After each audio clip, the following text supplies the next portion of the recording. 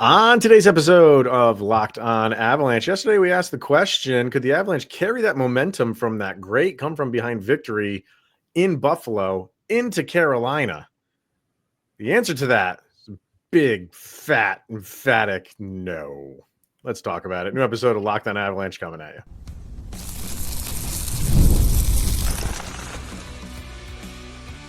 You're Locked On Avalanche, your daily podcast on the Colorado Avalanche. Part of the Locked On Podcast Network. Your team every day. All right, everybody, welcome to the Locked On Avalanche podcast, part of the Locked On Podcast Network, your team every day. I'm your host, Chris Maselli. With me, as always, Mr. Shaggy Von Doom, Kyle Sullivan. Thank you for tuning in, making it your first listen of the day. Always appreciated. And make sure you're following us on our social media outlets, LOPN_Avalanche on Twitter, X, Locked On Avalanche on Instagram, Threads, and Blue Sky. Questions, comments, concerns, lockedonavalanche@gmail.com. And follow us on our YouTube channel. Hit subscribe, get notified when a new show goes live. Make sure you subscribe to our subtext as well. Link to that's in the show notes below. When you do, chat with Kyle and I one-on-one. Get your opinion, everything Avalanche related, which we share on this very podcast. We'll get to the subtext people a little bit later as they chime in on this Avs 5-3 loss. Give them credit, I guess, for making it interesting at the end, but man, the story just remains the same for the Avalanche in that just, hey, they had a lead in this one, but they gave it up. And in the Buffalo game, the whole third period they owned, and they got into the flow of things in the third period. This one, it was like with 8 or 9 minutes left in the third period where they finally started figuring things out. And it's just too late against a team like Carolina, who just played a great game. Carolina played a near flawless game for 50 minutes of this game, and you couldn't figure them out. And by the time you did, it was way too late. You give up a goal. You have a silly penalty at the end, which dooms you. Sure. I mean, they're going to pull out like, hey, we fought back and we were in the thing. But this was a tough – I want to say it was a tough game to watch. It was a tough game to watch from an Avalanche perspective because Carolina was just giving them nothing. And I'm surprised the Avs even did make it a game, to be honest with you. And yeah, Carolina give them. I don't want to ever give. You got to give them credit, man. Like that they played a really good game. Carolina they played a good game. Colorado. This is 2 games in a row. They bailed themselves out against Buffalo. But the starts and just this really sloppy, loose, just meandering, like the passing and just everybody puck chasing, it's just undisciplined and it's just ugly. And usually, I think that's honestly going to be the story that we're going to have wrapping up the season in summary is this is just the identity of the team. It's just slow starts and just winning despite of their effort and getting lucky despite of their effort. But yeah, it was nice to see the Avs go up 1-0. You had pretty good goalie play, but like the defense in front of you, like you're changing out the names in goal and you're getting the same looks of when it comes to shot quality in front of them. And like the passing's just not there. And then you're ruining power plays because of this. And it's just discombobulated. I mean, I would, for this game, I would give so much of the credit of why the Avalanche looks so bad to Carolina. They just press you, and they have 4 lines that can do that. And it's not where it's like, oh, you just have to deal with it for one line, and then if you get another line out there, their line can't match up with a different line of ours, and it's just you get the same thing from them for all 4 lines, and it is just constant on you, and it's just forecheck, relentless forecheck. How many turnovers did the Avalanche have in their defensive zone? That was because it's just there's so much pressure, and a lot of times you see it all the time in hockey where a guy will go behind the net just to relieve that pressure. They're following them, and I think a few times the Avs were not expecting that, and then it's like, oh God, this guy's still on me. And it just makes you fumble the puck a little bit, keep the puck in your own defensive zone, turnover. It happened all night long, not just that specific play, but they were on them. And it was, they did this in the game in Colorado. And I don't know if it was an altitude thing when it was in Colorado, but the first period when they played in Denver, it was the same thing. And as that game went on, the Avs figured it out and kind of just went on a run. This was just different. The Carolina did not relent for the duration of this game, and it caused fits for Colorado. They just could get the only thing they got going when you do this, when you press like that, you're gonna have kind of open passes, like stretch passes, because I don't want to say they're cheating too much, but they leave themselves vulnerable to that. Carolina does. And you saw some breakaways from the Avs, and they couldn't connect on them. That was really the only way they were going to be in the lead in this game and win it. And you had 4 of them, I think, and you connected on one of them. You even had a shorthanded one, really nice play from Logan O'Connor. But it was just a grind. It's one of those grinding games, and you knew what was going to happen because that's how Carolina plays.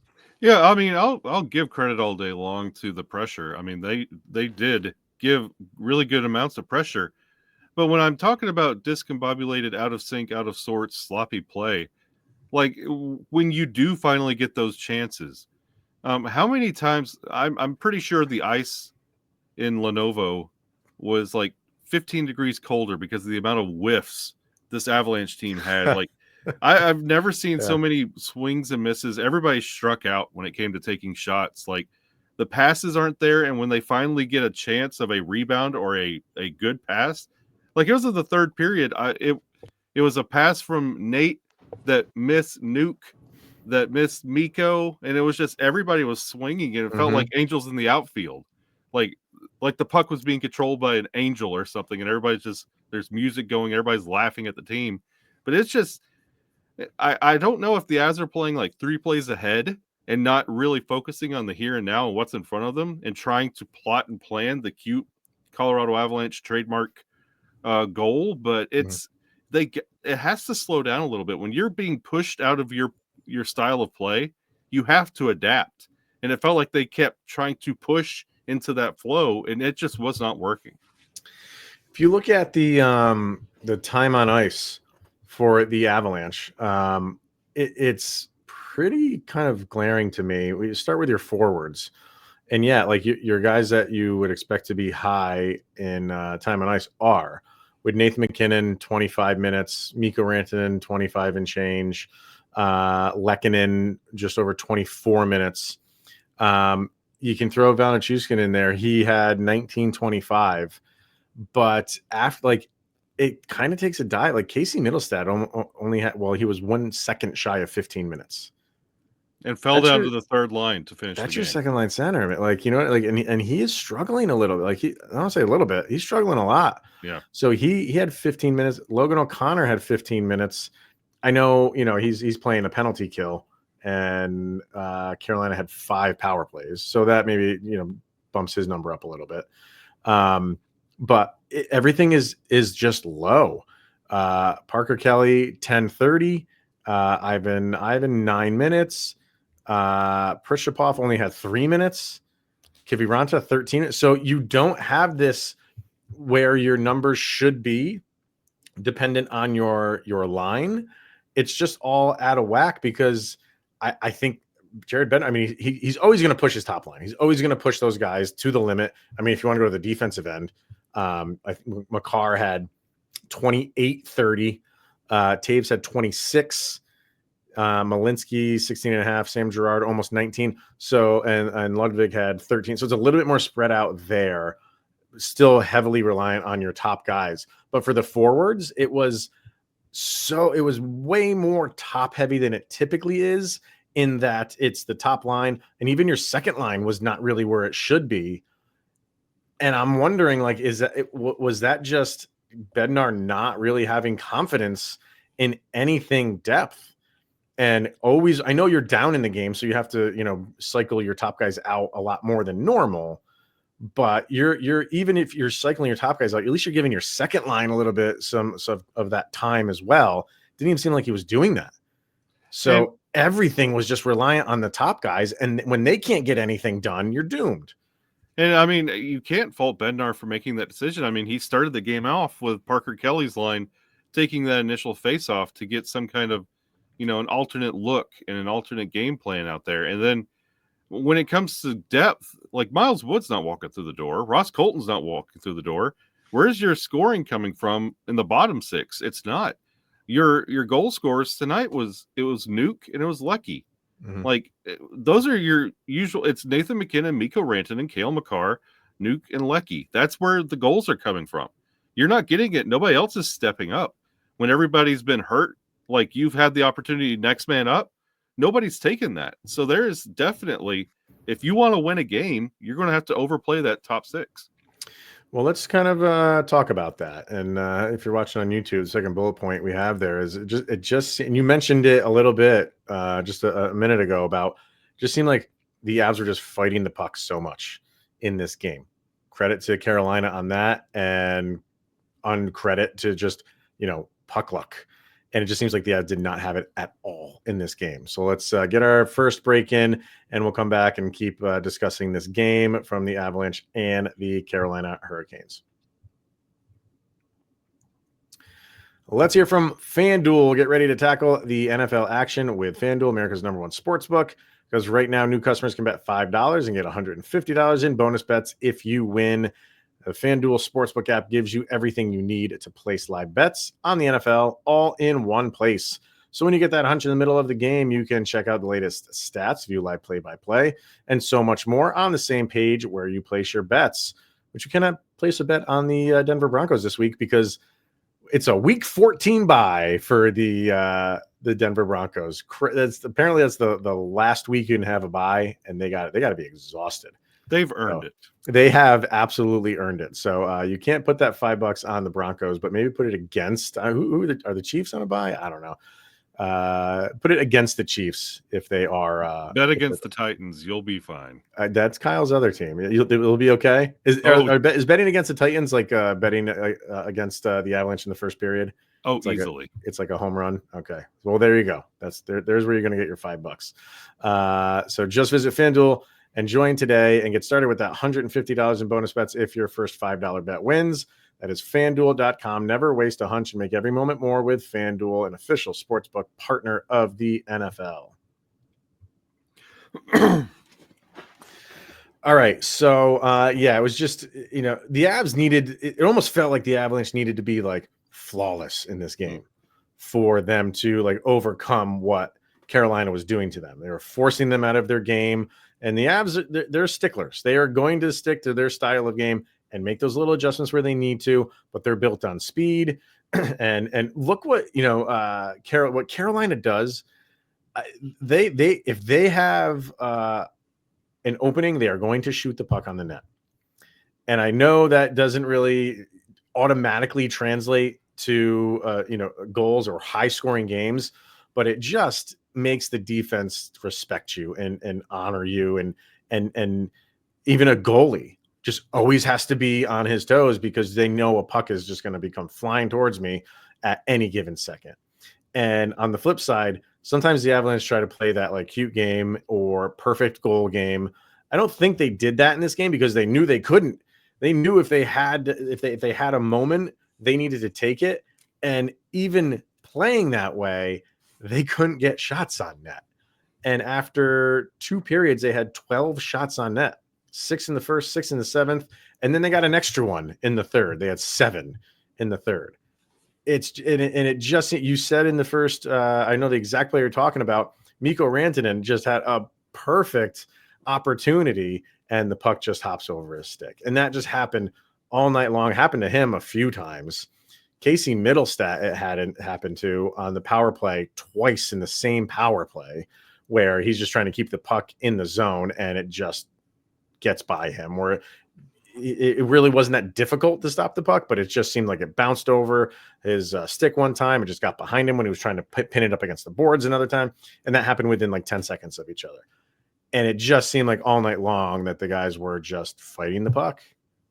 Yeah, and it's even more frustrating when you know that's Carolina's style. They get the puck. If they have a lane, they're going to take a shot. And there were many times that it was the flip of the Avalanche when the Avalanche forwards are rolling, they feel like they're on an eternal power play. And there were so many times that even on 5-on-5, the Avalanche defense, it made it feel like we were a man down and we were killing off a penalty because everybody's searching for their man. They're searching for their lane. And there was so many like dragging stick, skating to their position that it just felt like lazy at times, and which would only feed the beast of Carolina taking that shot. And you can't build momentum this way. And then when you finally get the puck, you're so excited that you finally get a chance to do something that you're whiffing and passing in skates or passing behind, doing a little pass up against the boards that just completely clears the zone. You have to reset, try it again. That pressure is pushing. You're getting nothing. It's just a lot of frustration.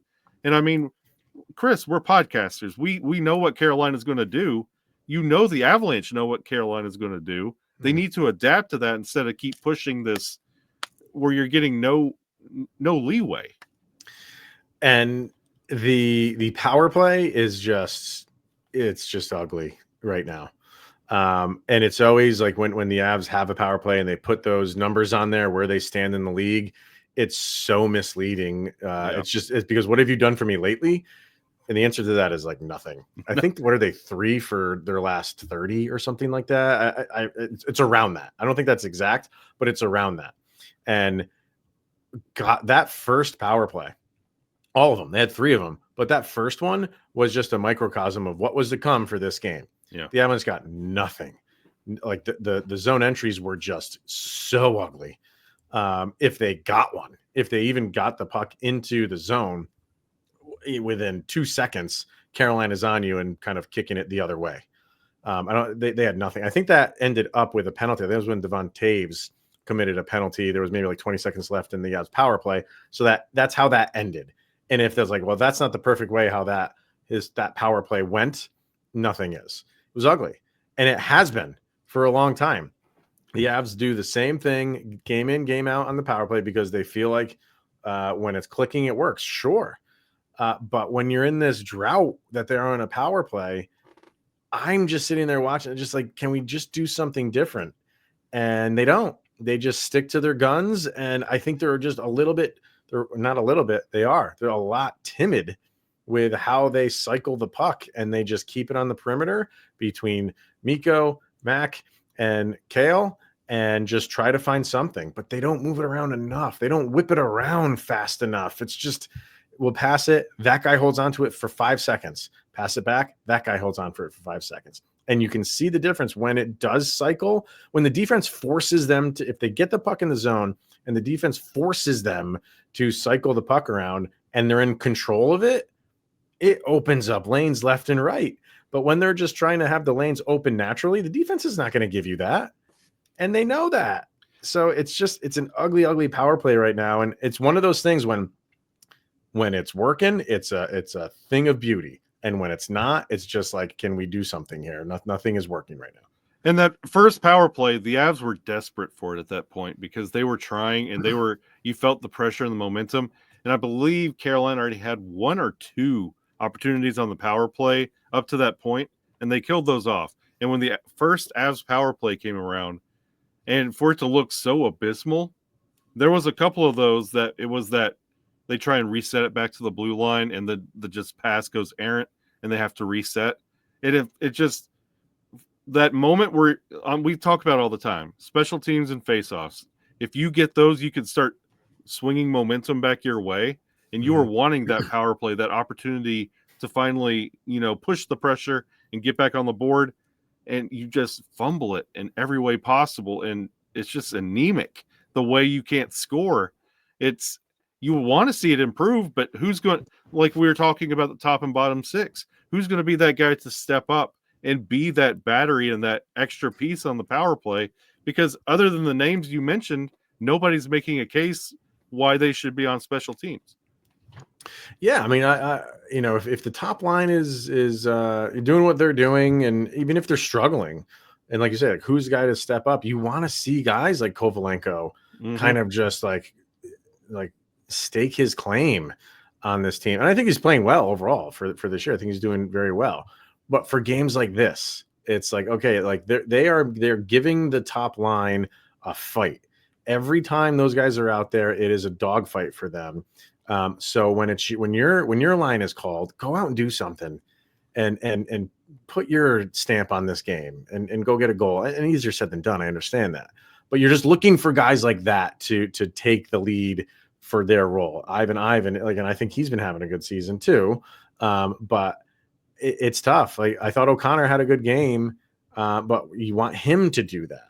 Where's the secondary scoring coming from when, like I said, the top line is being put to the test? And those guys are going to be put to the test more often than not because those are your top lines. And that's who the other team is prepping for. So you got to be prepared for that too and say, hey, I'm going to relieve some pressure from them and make myself known in this game. And that's Carolina. For this game, Carolina makes it difficult for anybody to do that. It's tough. Yeah, at this point in the season, the Avs have really patented just doing what you're supposed to do. And somebody has to take that next step up. Like, Right. You're getting through your shifts. You're doing everything you're supposed to do. You're building towards the next shift, and everybody keeps doing that pattern. But eventually, somebody's got to look up at the scoreboard and see time's running out, and you got to do it in the first period. And you've got to just go above and really push more than just the average, because that's what's needed. Because, again, you're not getting any help. Nobody on the injured list is coming back anytime soon. This is the team for a while. So Nathan MacKinnon, they can't do it all. Mikko Rantanen can't do it all. So if it's your shift, don't just go out there and get to the next one. No, step up your game just a half a step and push a little bit harder, and then challenge the next line to do the same, and good things will happen. Yeah. And the Avs made it a game. So let's get a last break in. We'll talk about that, and we'll talk about Scott Wedgwood and how we think that he did. And you're already smiling. I am. It's so nice to talk about goalies in the third segment instead of the first. All right, let's get a last break in and talk about that. All right. So, yeah, I mean, despite all of that, despite it being a grind for so much of this game, the Avs stuck around and they made it a game. You had Valeri Nichushkin with 2 late goals that both times pulled it to a 1-goal game. But in between those, you had a Carolina goal. The one that, when you get those penalties like that, when you're going to have to pull your goalie pretty soon because you're down 1 goal and you get a penalty and it's a too many men on the ice penalty. Like, I want to say I could live with like a tripping call or like something like that. Something like your garden variety penalty. But it was so funny when they came back, they called the penalty. They went to commercial. When they came back to commercial, Altitude showed the too many men. It wasn't one of those like very slim, marginally too many men on the ice. The Avalanche were legit playing with 6 guys, 6 skaters, I should say, because their goalie was still in. He hadn't been pulled yet. And those are just the mental lapses where you cannot have that at that point in time. No. You have 2 minutes and 45 seconds left. So automatically that's going to, if that 2 minutes goes in full, you're less than a minute left to try to tie this game. And it was kind of weird because they scored I think Marty Nisha scored the goal, the power play goal, relatively quickly.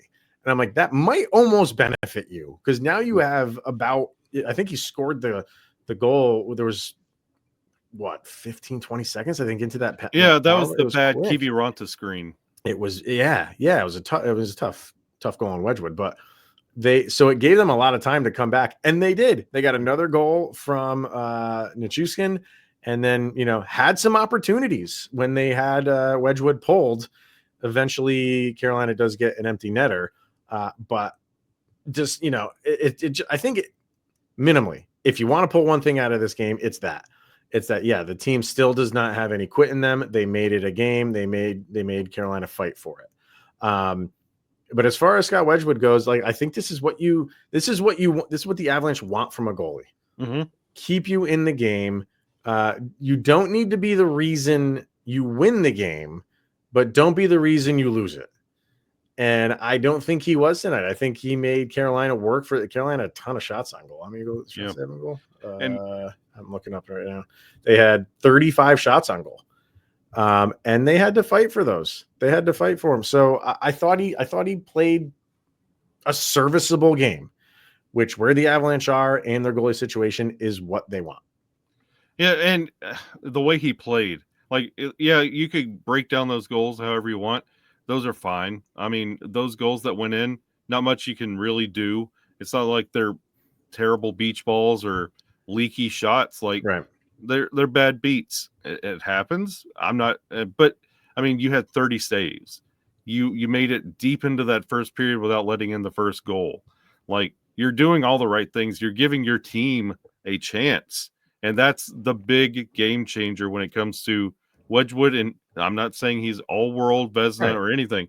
He is a good average to serviceable goalie. But the key is you're giving your team a chance to take the lead and build momentum when you're not giving up first shot, first goal, or 4 goals and 8 shots. If you are commanding the net and waiting till at least the 13th shot before you allow a goal in, you're giving your team a chance, and that's all the Avalanche are asking for. Yeah. And we'll see who gets the start. What's the next game? That's the not New Jersey game. Red Wings on Saturday. Red Wings. Yeah, that's so New Jersey's a second in the back-to-back, right? Yeah. So we'll see how they play that. Obviously, they're each going to get a start.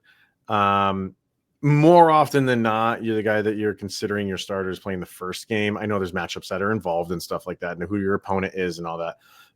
But we'll see. I think he in this game, he's done enough to warrant like your next start in your next game. So we'll see how that plays out. I don't know. Over on subtext, they're chiming in for this game. Katie says, "Oof, what a game! The shot disparity was atrocious. Her sound check, Help by the Beatles." Ooh, good one. Yeah, we don't That's too many Beatles for our sound checks. I don't know why, but that was a good one. Coy said, he asked me, he said, "Chris, is it just me, or are you starting to breathe a little easier with Wedgwood in net? I know it's only been almost 3.5 periods, but he's making those simple saves that we have not been getting." No, I'm not. I don't want to sit here and be like, "Hey, Wedgwood's the answer." And he understands only 3.5 periods, but did we do that with Eustace? Yeah, did the same thing with Anderton. So you need to see bigger sample sizes, and I know Wedgwood's a journeyman, and I know he's a career backup guy, but it's also where you're playing too. Maybe this is a team that he can take the lead. How his style of play mixed with how the Avalanche are playing. You never know. Like you get those guys that just fit in with a team and become the man and go on a run. And do I want that to happen here? Clearly. Am I expecting it to happen? The jury's out on that. You can see the team loves him. He's got a cool Wolverine mask, but when it comes down to it, he's playing the style of goalie that you want. And that's what the Avalanche need, is reliable. Like, you're not winning games. You're not doing too much. You're doing exactly what you need to do. Yeah. Mark says, "I liked Wedgwood's play. OC has some fight in him, and so LOC has some fight in him. So did Val. Fundamentally, the team was just slow and had their aggressiveness dialed way back. There was way too much passing and not enough shooting." Yeah, I mean, and I'll go back to that being a Carolina thing. They just make it difficult for you to do that. Yeah, and when the pressure's on, the Avs try and get that extra pass to really open it up because they know they could put it in. But in those instances, if you get an open lane, just dirty the goal and clean it up. Like that's the approach they need to go to. Cody, same problems, different day. Something has to give because the Avs have to stop giving up 3 to 4 goals a game and expecting everything to be okay. It's clearly not. Yeah.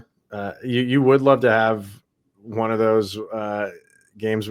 How good did it feel when Georgiev did give you one of those games where it was, he shut the other team down and they only got 1 goal on him?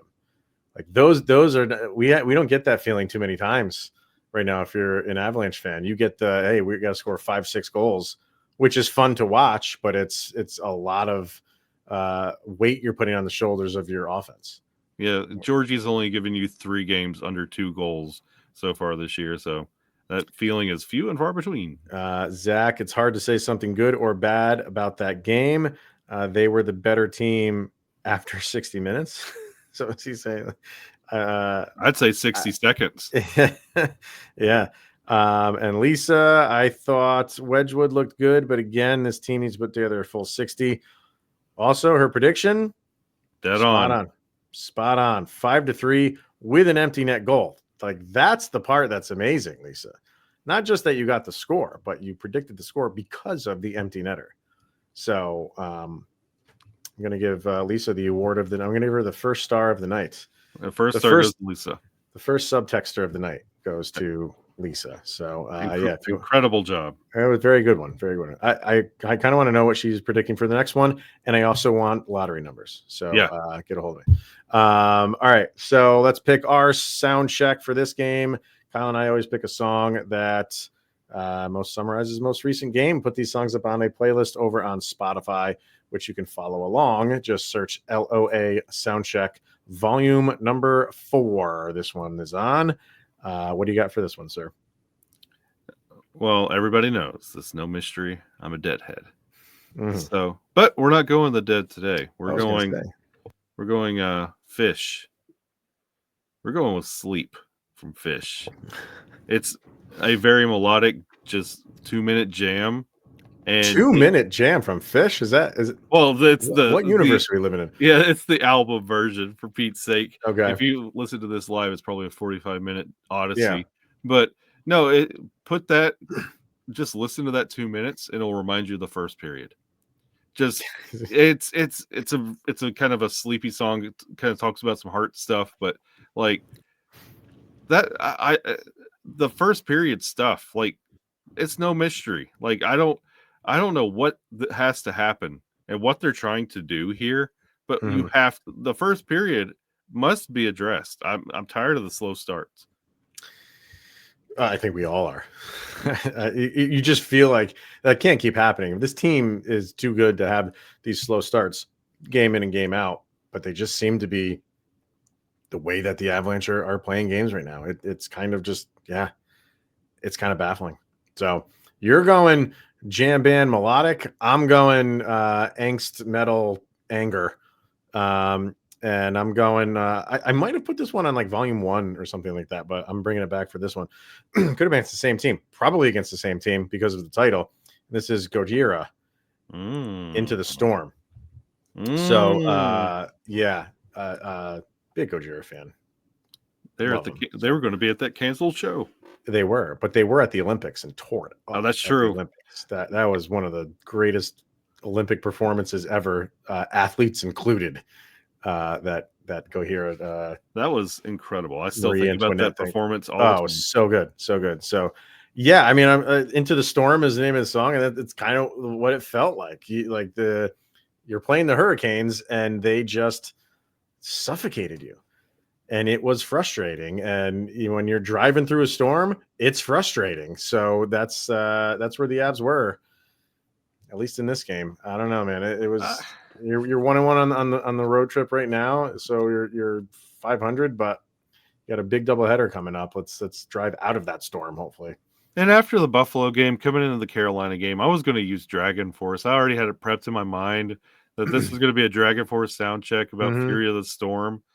And no, the Avs just were asleep for 2.5 periods. Yeah, well, there you go. All right, we're going to wrap this thing up there. So that's going to wrap it up for today and for this week. And don't forget, Kyle is taking control of the Millennium Falcon for next week. So I will be down in Florida. Yeah. I've gone from Chewie to Han Solo. Yes, you are. You are. Or Ray. I mean, Ray's taking over. I'll be solo all week, so he will be. So Kyle's going to be driving the ship for next week and keeping everybody up to date on what's going on with the Avs. So make sure you're tuning in for him, and I'll be back the following week. So, all right. Thank you, everybody, for tuning in and making it your first listen of the day. That is always appreciated. He is Mr. Shaggy Von Doom, Kyle Sullivan. I am Chris Maselli. This is the Locked On Avalanche podcast. Have a good weekend. We'll see you next week. And he just made it through another 24 hours. Sidney Crosby is that much closer to being a Colorado Avalanche. He's already in bed.